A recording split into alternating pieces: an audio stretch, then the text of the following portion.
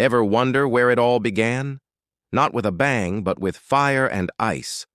Long before gods walked the earth, before the earth even existed, there was only a vast, empty void called Ginnungagap. To the south, a realm of eternal fire, Muspelheim, crackled and burned.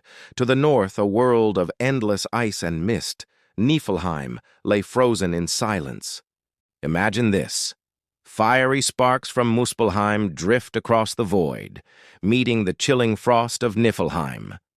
Where they touch, the ice begins to melt and drip, and from these primordial drops, life stirs for the very first time. A colossal figure emerges, Ymir, the first of all giants. But Ymir wasn't alone.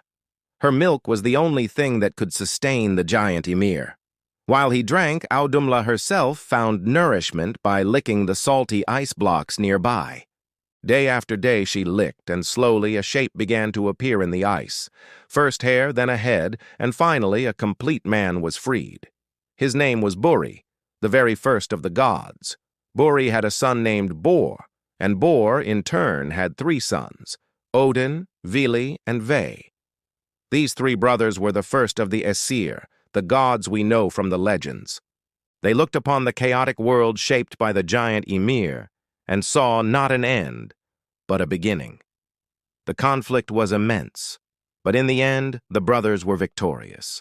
They slew the first giant, and with his death, a new creation could begin. They were builders, you see, and Ymir's enormous body was their raw material. They lifted his immense corpse, and from his flesh they fashioned the earth. His blood, flowing in rivers, became the oceans and seas. His mighty bones were heaved up to form the mountains and cliffs, and his teeth and bone fragments became the rocks and stones. They took his skull and raised it high above, creating the vast dome of the sky. To light up the darkness, they caught sparks still drifting from the fiery realm of Muspelheim and set them in the sky as the sun, the moon, and all the stars. From Ymir's eyebrows, they built a protective wall for a special place in the center of it all. Midgard, the world of humans. At the very heart of this new cosmos, they planted a seed that grew into the mighty world tree Yggdrasil, its branches and roots connecting all 9 realms from Asgard, the home of the gods, down to the world of men. And so, from the violent end of a giant, a new world was born.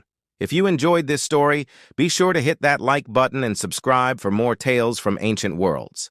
See you next time.